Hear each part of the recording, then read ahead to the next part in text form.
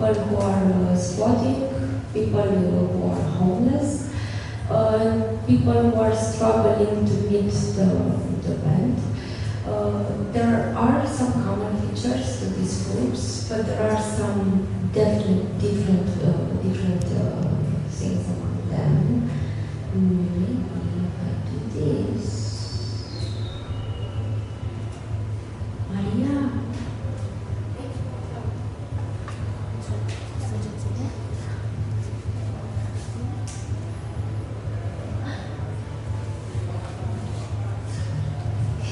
So, I will focus mainly on the common features of what I've noticed within my fieldwork in these years. Basically, these are the common emotions, the common places in which all these people meet within their daily lives, living in poverty in Bucharest. Of course, the strongest feeling is the fear, and that's why I will argue about this a bit later. I think that anthropology is among the only science that could thoroughly study actually poverty within, I think, both rural and urban landscapes. So basically, the fear mainly comes from what I've noticed that public authorities use as an argument to encourage them to overcome their condition, and now I'm quoting from their basically common discourse regarding vulnerable groups. So they are often using this argument of taking the children away from them because they do not afford to offer a safe environment to raise the children. It is kind of a paradox from my point of view because we have what is called social care departments within cities in Romania that should deliver social services in order for everybody to offer a safe childhood to their children, but because they are not offering these services, they lack the means to do that, therefore public authorities are using their inactivity as a tool to threaten the workforce in Bucharest. Another thing that it is really common among these people, everything is more expensive actually. For them, for example, a lot of them, not everybody of course, a lot of people living in extreme poverty face the situation of having to pay for an ID, an identity card. I think that for us it's of course a right. It should be a right for citizens of Romania, but actually because they do not own a property and because they do not have a friend that could offer them this, I would call it an advantage right now actually, of kind of declaring to the police that they are living within their households. They are forced into paying for someone to go to the police with them and say to the police that yes, they are living with me. I have the price for nowadays in order for a person who doesn't have a property in Bucharest, they should pay 200 euros in order for them to have ID issued on their names. This is, from my point of view, among the most obvious example of the fact that things that most of the population in Romania takes for granted, identity. For these people, bureaucratically speaking, it is a big endeavor in terms of money, both in terms of money and finding the people who would accept to take them into their spaces. Again, officially, not effectively. They will never live in that apartment, but they need to be taken officially into their space. Again, water, electricity, these are expenses that are much higher than formal billing for us. because they have to settle with some neighbors in order for the neighbors to allow them to take water from their on their bill, actually. And because these are informal agreements among them, actually they cannot contest the sum that their neighbors would say at the end of the month that they should pay. Again, I've seen huge differences between what they are paying monthly and what I am paying monthly, despite the fact that obviously we use a lot more energy, for example, because we have a lot of appliances. It's not the case for them. But it's more expensive than it would be within an official contract. The misfits, most of the people that I have met along these years actually are physically excluded from the idea of urban development. We're talking a lot, and we have been talking about the development of Bucharest, I think, for more than 15 years now. But actually what I have noticed is that this development is never in their benefit, because if it's not happening immediately in terms of some years, the people living next to the areas that are to be developed actually somehow they just move out. They move out because their neighbors, newly moved in neighbors, start to complain to the local police. They move out because they feel that they are not wanted, that their way of conducting their lives in that household, it is really strongly frowned upon by their neighbors. And I will give you an example. One of the families told me at some point that one of the neighbors complained that they eat pigeons. They kill and eat pigeons, and they called the animal police against them. So the harassment, the constant harassment, and creative ways in which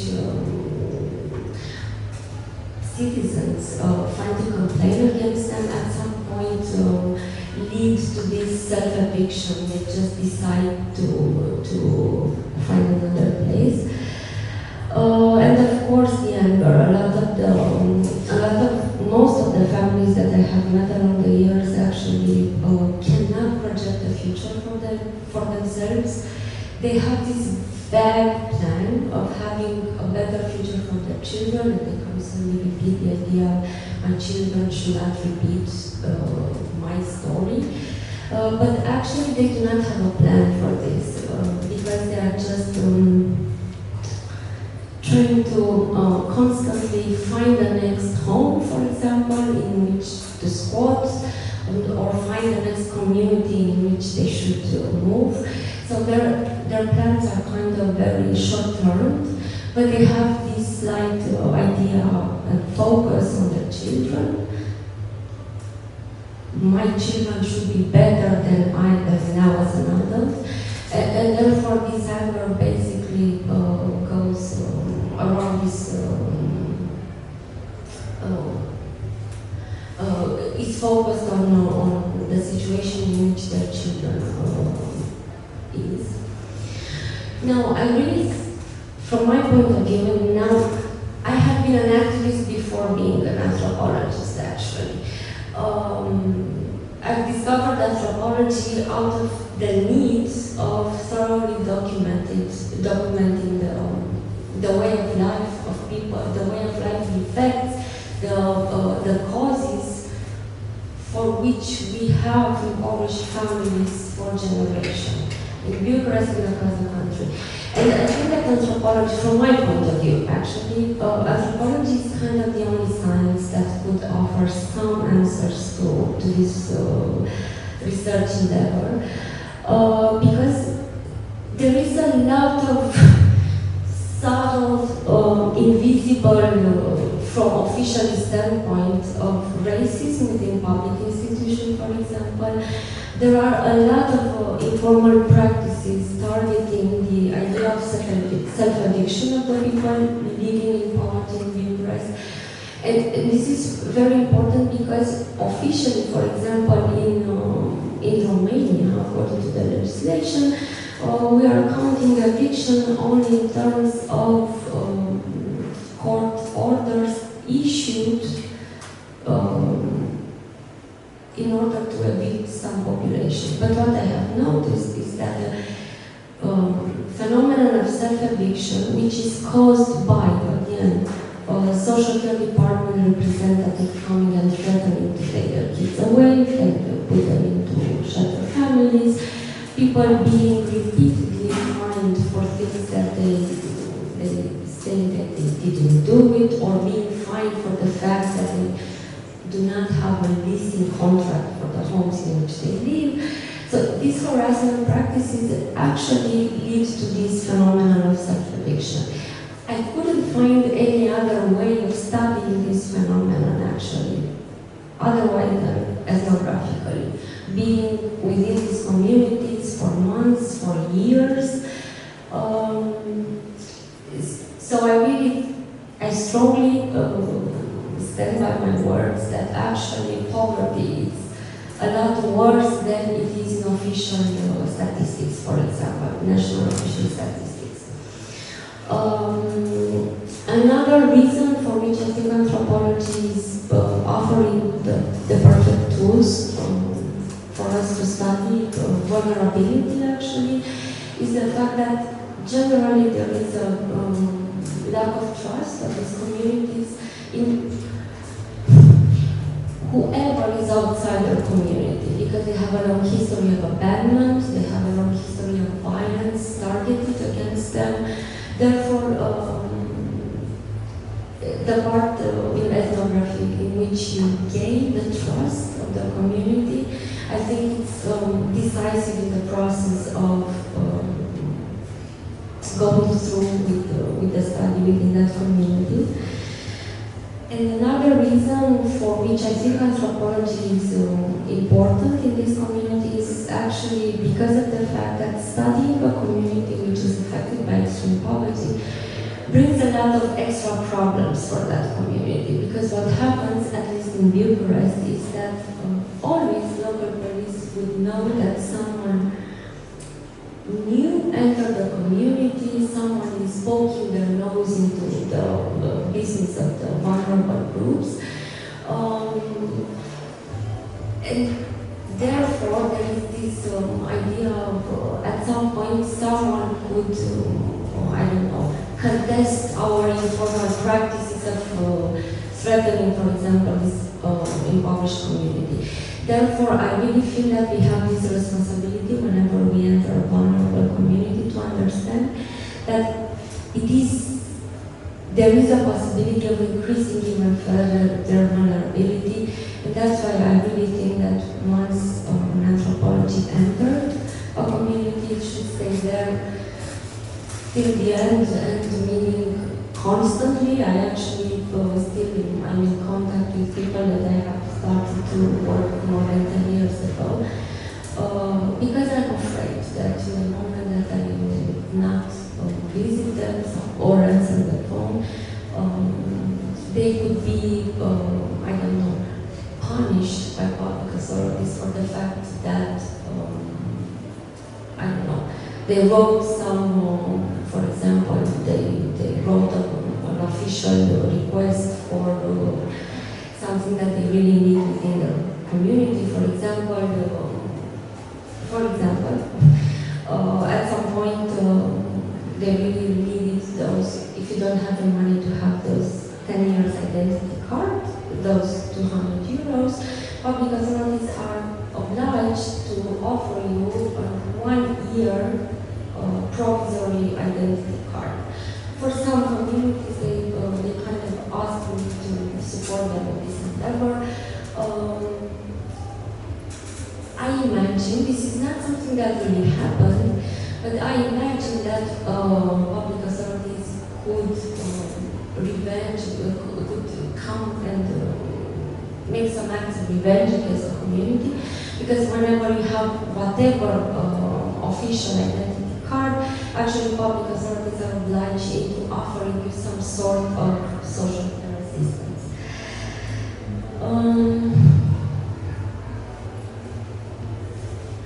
Now, why I think that engaged is the correct attitude of an anthropologist within a vulnerable community.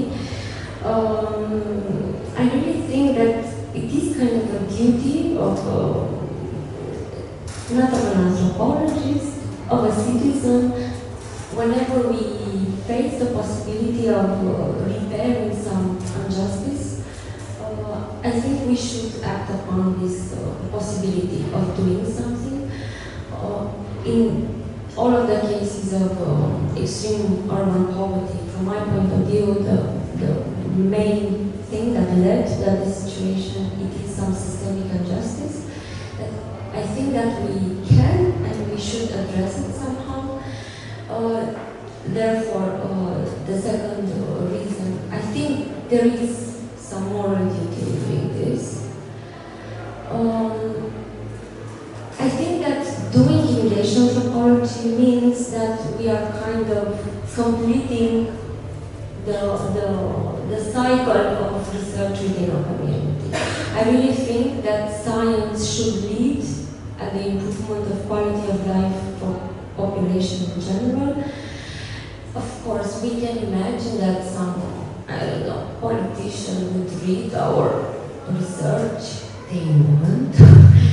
Therefore, I think we should do the extra effort and to directly communicate to public authorities the results of our research. And I would give a brief example of why Anthropology is so important for me. 10 years ago, we released a research report, something, whatever, and the local councillor, after the debate, came and told me, we cannot read 30 pages, there is a lot to be read, we don't have the time for this. But if you would do a podcast, maybe we will be listening to the podcast while driving across the city. And actually what I did with my first article in Romania, I just gave to that exact guy the link to the podcast. Look, you can listen to it in the car. So, but we have this huge gap. I don't know if it's the case with other countries, but in Romania we have a huge gap between research and public institution. The reasons are irrelevant now. But I think that we can fill this gap with this engaged anthropology. And the last reason why I do engaged anthropology, it is something that happened in Ferentara at some point, I think just before the pandemic. I went there, I don't remember why, but people there complained that for 20 years people have been coming to our community with diplomats, parliament, a lot of people just came here and nothing changed. We are sick of you coming and looking at us and nothing changes within our community. Therefore, I really think that a lot of these communities are just feeling that they're giving and they are not receiving anything back. Now, of course, there are, from my point of view, these are, sorry for the repetition of three. These are the main problems, I think, for anthropologists while doing engaged anthropology. Or these are the main problems that I faced within my work. The first one, sometimes you feel pressured together with the community that you are trying to support within this endeavor of engaged anthropology. And I will give you some examples from the eviction that I have witnessed, and after which I have tried to support the communities evicted there. Basically, they have to decide in terms of days what they should do to stay and protest in front of their former homes, a home from which they were evicted, to go to a night shelter, to separate the families, kids and women to a center for women victims of domestic violence and meant one night shelter. It was a lot of pressure. Of course, part of the reason for which they were pressured into taking a decision, it was the fact that public authorities, and this is something that always happened, don't want them in the public space. Because if they are in the public space, they are in the eye of the public, they are afraid of some, I don't know, PR damage or something. So a lot of times, both the anthropologists and the community are feeling kind of pressured into taking a really quick decision. My as an anthropologist, biggest problem within this context is that these people are asking for advice. And it's really hard to give an advice when you know that at the end of the day you go home. You have a home, you are not in the situation of desperate need of having some roof over your head. So this is one of the problems that is really hard to navigate within engaged anthropology. Another situation it is this thing of raising hope. This is actually a picture from a community that I'm working currently, in which always within my engaged anthropology exercise, all I try to do actually is to enhance the voices of the people that I study. So I really try to be in the background of the situation. Like, the only thing that I'm trying to do is to create a context in which these people directly talk to mayors, to local decision makers, members of the parliament.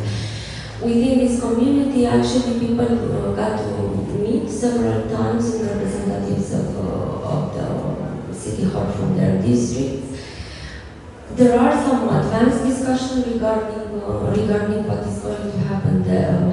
If you see in the background, there is a real estate complex. People already complain about what they are seeing from their balcony. So the situation is kind of risky for them. The public authorities promised them to build proper social housing. They really believe that. At some point, I believe that public authorities would meet their promise. But again, this is really, it is possible that they would not do that.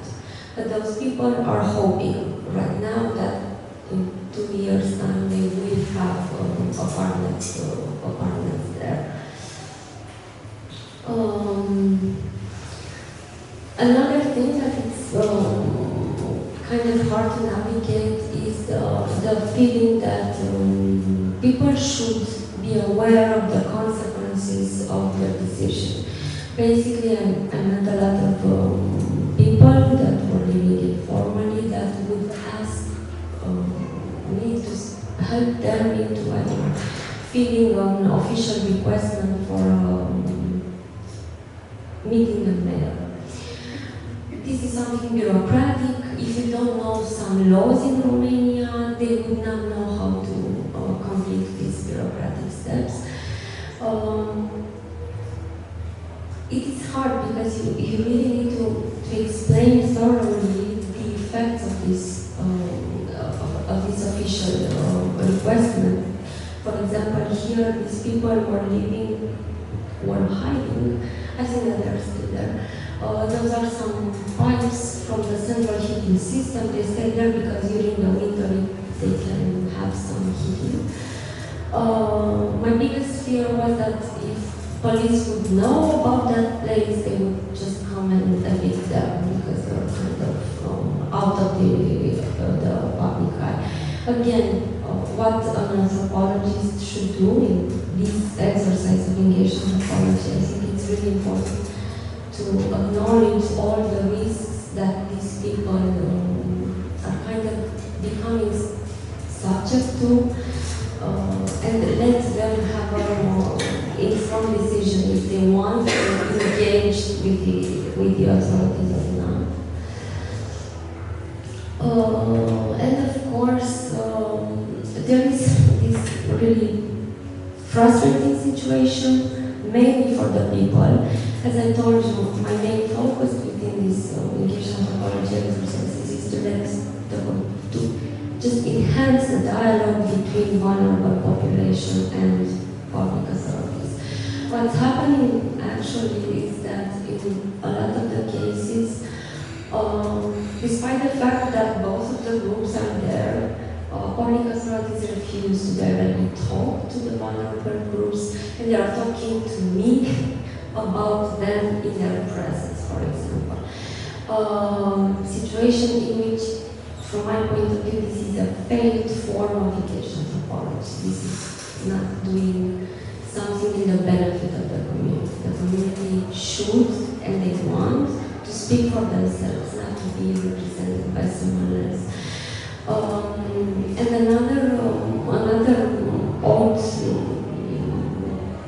maybe painful situation for me is the fact that I often see that I have quite an easy access to a representative of public authorities,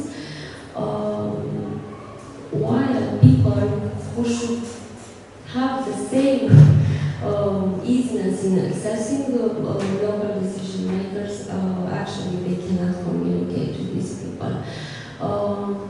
So it is this feeling of actually kind of, despite the fact that I'm constantly trying to increase their agency, to increase their voice, I only succeed in reaching. Sometimes I end up in a situation in which I represent these people, and this is something that I really strongly believe that it's against the philosophy of the idea of engagement in anthropology. Basically, these are the main reasons for which I choose to make this kind of anthropology and not only research situation and publish things. Acknowledging the privilege, I just want to mention the situation because I haven't talked about this up to now. I think we should be honest now. After we publish something, we have some sort of prestige. We have some purposes, career purposes. We do this for a reason. I think this is another motive for which we should do engagement anthropology when working with vulnerable groups, because it's that part of giving back, at least giving them the opportunity to use you within that context of research in whatever context and condition they feel that you could be useful to them. And sometimes being useful for this community means only the fact that you know how to write or you know to read an eviction notice that they received, for example. So engagement anthropology means even these little minor, smaller cases of supporting the community. Just going with them, for example, I went with a woman, a young mother of 2 kids. She didn't know where the General City Hall is. So it's not that much, just I went with her because she didn't know how to reach that place. So sometimes it's not a big effort for an anthropology to do this form of engagement anthropology. But when it is, and when I feel it is something that a big effort, not in terms of physical effort or financial, or I don't know, the struggle mainly is emotional. I really think that we kind of we need to contribute to social justice. If it's something that is at hand for us as people of science. Again, when we are discussing about vulnerable groups, I think we have this moral duty of doing so.